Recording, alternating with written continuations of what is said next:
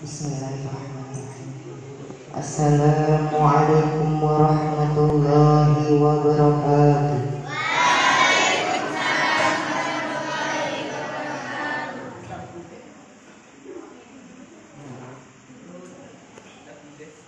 Alhamdulillah. Alhamdulillahilladzi fadala bani Adam bi'ilmi wal amali ala jami'il alam.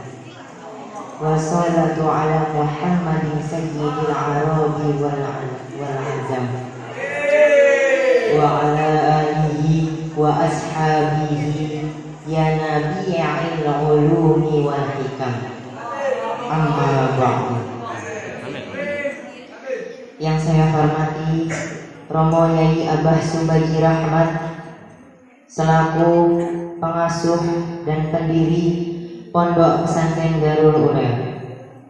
Yang saya hormati kepada Bapak Ustadz Iman Ajroni selaku Munzir Ma'had Pondok Pesantren Darul Ureah. Yang saya hormati kepada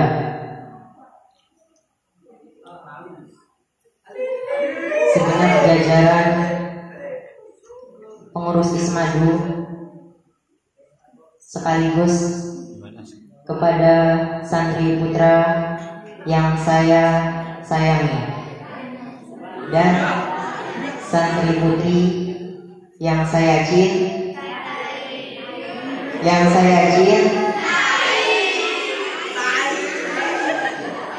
saya kagumi. Kenapa saya memilih kagum? Karena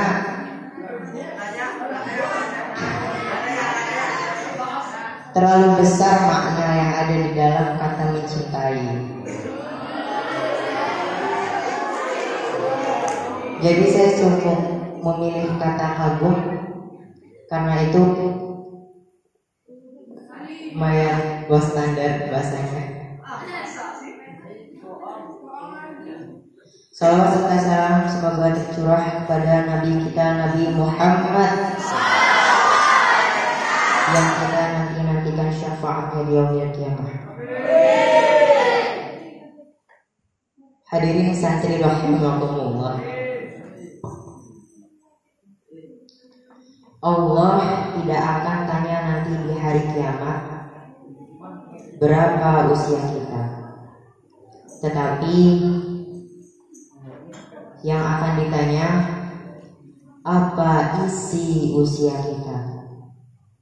Sebagaimana bersabda Sulaiman Ahsan di hadis yang sahih, lam tazula qadama 'abdin yaumal qiyamah hatta yus'ala 'an arba'. Tidak akan tergeser nanti kaki seorang di hari kiamat sebelum menjawab 4 pertanyaan. Yang pertama, an umurihi fima afnah. Akan ditanya umurnya, apa yang kamu isi, apa yang kamu gunakan. Wa an sababihi fima abla.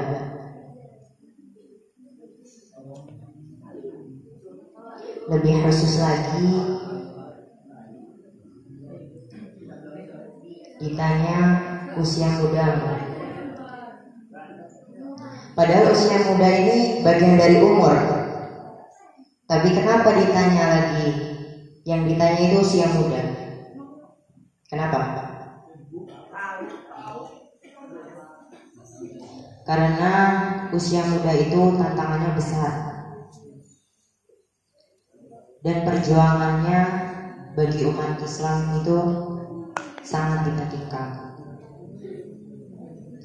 Dan kita lihat sepanjang sejarah perjuangan Islam itu banyakkan untuk pemuda. Kalau yang tua, apa yang muda harapkan? Cukup harap husnul khatimah dan berdoa untuk umat Islam. Oleh karena itu, seorang pemuda yang taat lebih mulia di sisi Allah daripada yang tua yang taat. Mohon maaf ya Tat.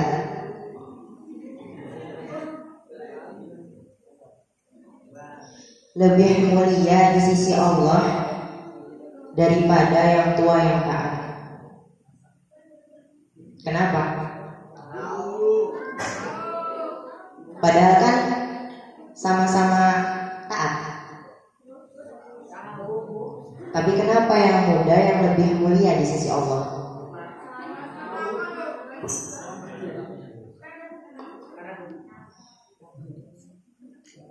Walaupun orang tua juga sama-sama taat. Kenapa? Karena pemuda itu menghadapi tantangan hawa nafsu, syahwat, godaan. Kalau yang tua apa yang mau digoda? Terkadang kita berpikir logika gitu ya. Berpikir logika.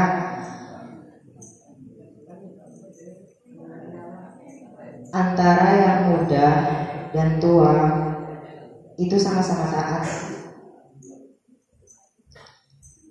Tetapi di mata Allah yang muda, yang taat itu lebih mulia di sisinya.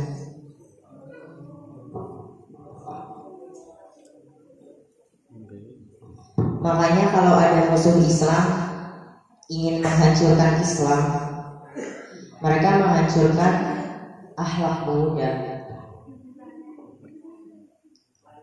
bukan kufur akhlak bapak-bapak.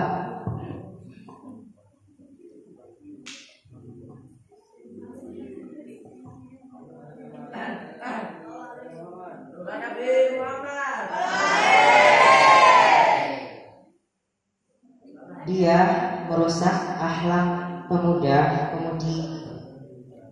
Mereka masukkan macam-macam film yang tidak bagus,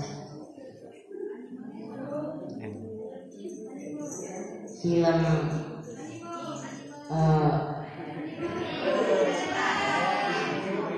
jagain, masukkan macam-macam seperti narkoba, perzinahan, minuman keras, macam-macam.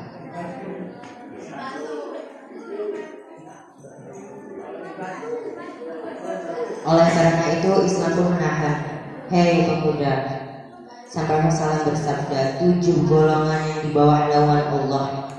Di antaranya wasabun nasa fi ibadatillah,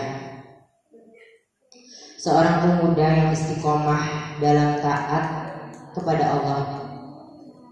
Padahal hawa nafsunya masih ingin dunia, syahwat, mengejar dunia, dan hobinya adalah hal-hal yang kita lihat sekarang. Kita melihat perilaku muda-mudi semua serba coba. Sekarang apapun yang muncul di sosial media, yang para pengikutnya semua adalah pemuda. Yang tua apa gitu, cuman bisa angkat ya assalamualaikum sudah. Sekarang anak kecil umur 5 tahun aja sudah bisa megang HP.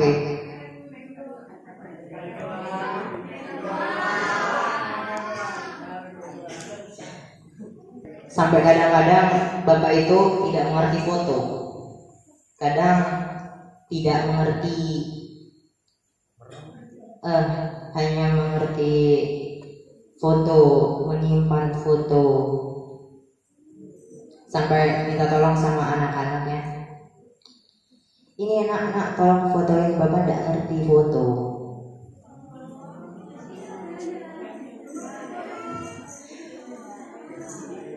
Jadi kita di zaman luar si global fitnah ini terganggu anak-anak muda kita. Makanya ketika ada seorang anak muda di zaman fitnah, di zaman syahwat, di zaman terlalu bebas, di zaman sosial media, tapi dia masih mampu menahan diri, mampu beristiqomah, mencintai dalam taat, mencintai masjid, mencintai Al-Quran selalu di depan saya. Saya paling senang anak-anak muda yang memperjuangkan dirinya datang di shaf pertama. Dia datang duluan, tidak menunggu bapak-bapak yang ada di depannya ataupun di belakangnya.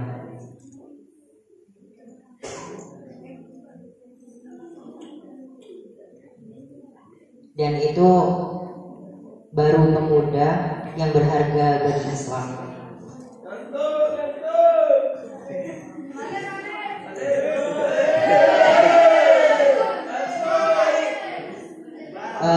Sebelumnya saya mau tanya pada rekan-rekan santri sekalian.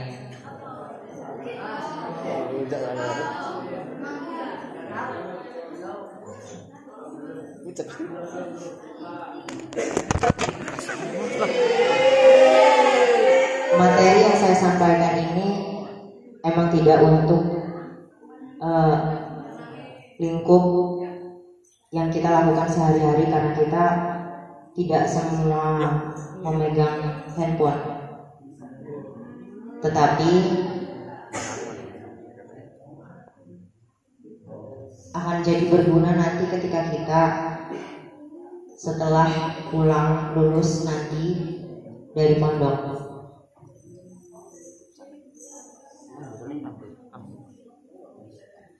Jadi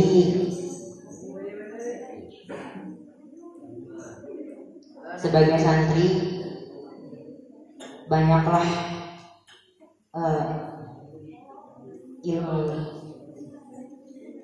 timba ilmu yang banyak, yang cukup banyak untuk nanti kelak kita dewasa, supaya kita tahu nanti sudah menjadi kayak bapak-bapak bagi santri putra. Itu akan jadi contoh buat anak-anak kita nanti.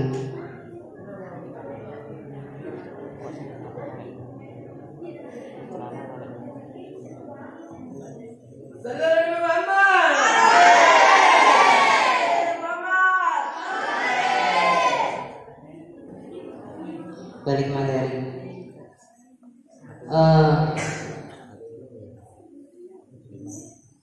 Dia yang pemuda yang datang di shaf pertama itu salah satu pemuda yang lumayan berharga bagi Islam.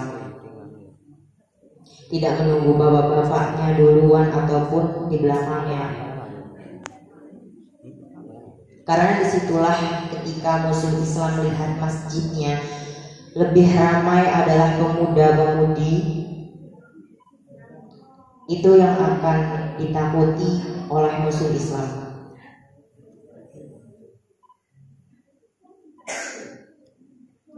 Kalau mereka melihat yang ramai seperti yang tua-tua, bapak-bapak, nenek-nenek, tetapi yang lain di mana? Lagi asik main bola, gadget, nonton TV, lagi dangdut, lagi di mana nggak jelas.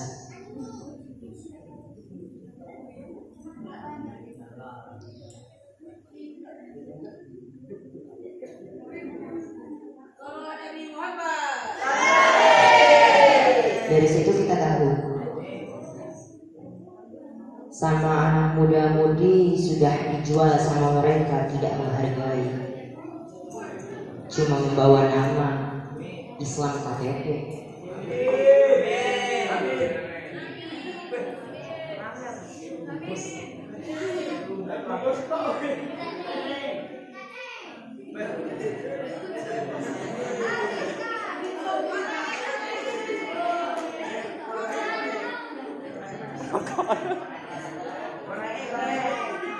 Makasih Mas.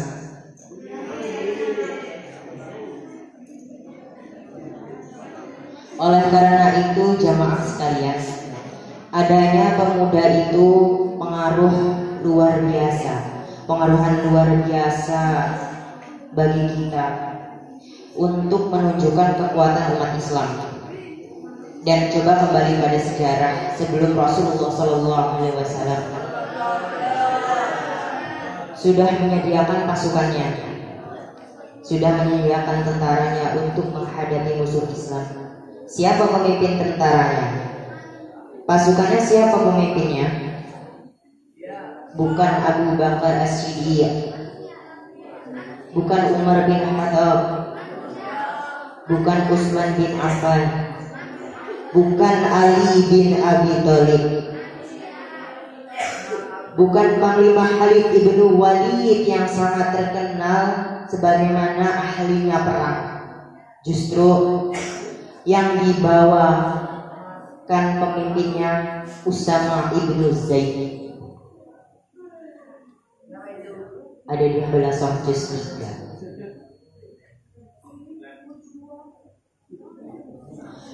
Seorang pemuda masih usia 18 tahun.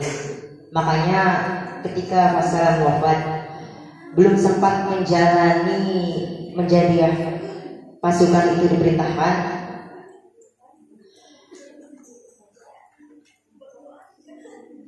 ketika dipilih Abu Bakar As-Siddiq dan ditunjukkan menjadi khalifah pertama yang menjalani tugasnya Nabi Muhammad SAW,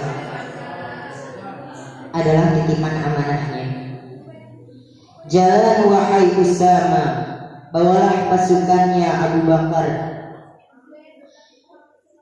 Abu Bakar tidak memilih, tidak mau merubah visi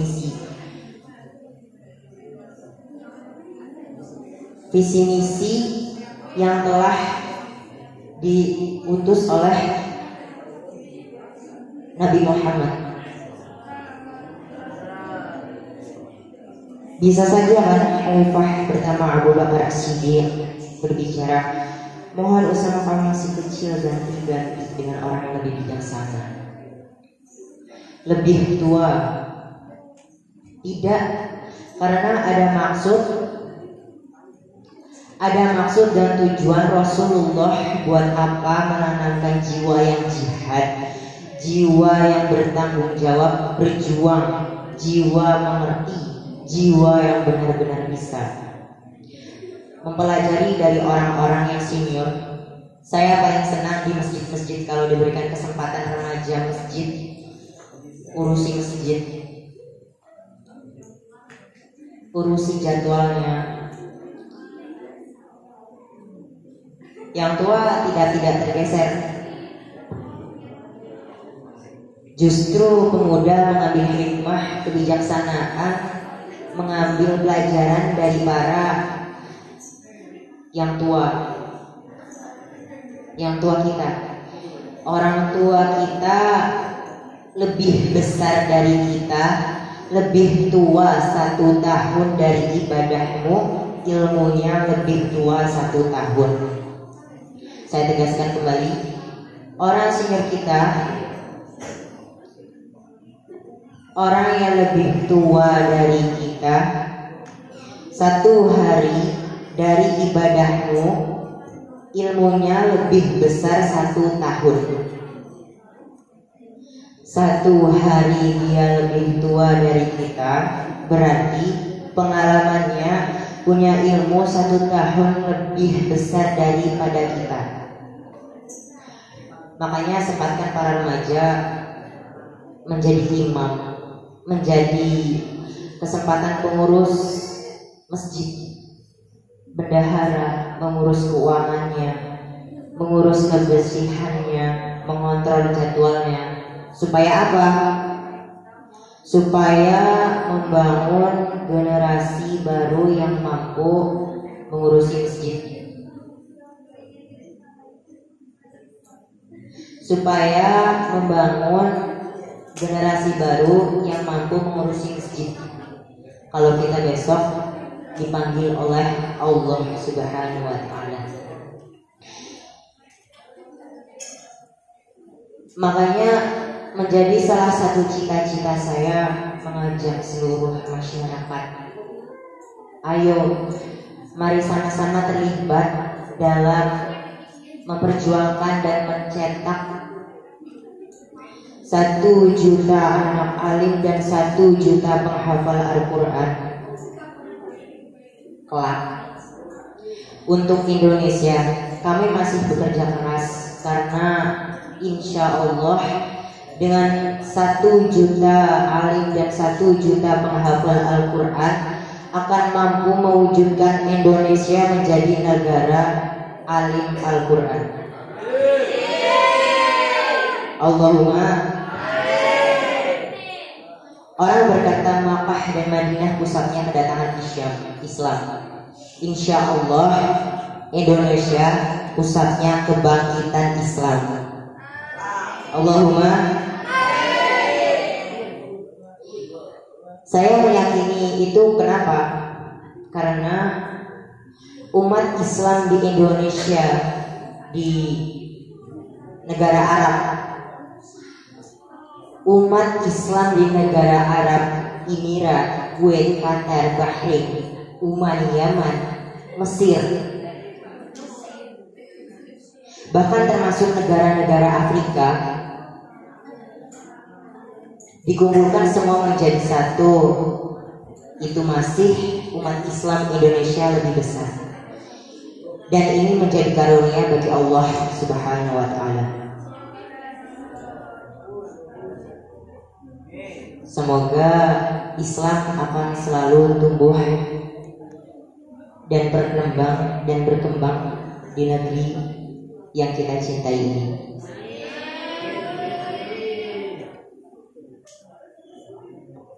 Mungkin hanya itu yang dapat saya sampaikan.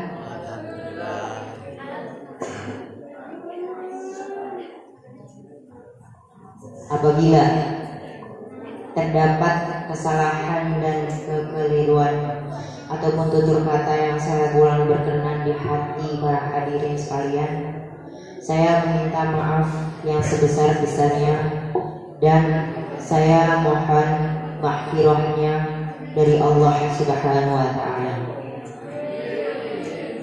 Akhirul kalam, ihdinas shiratal mustaqim. Wassalamualaikum warahmatullahi wabarakatuh.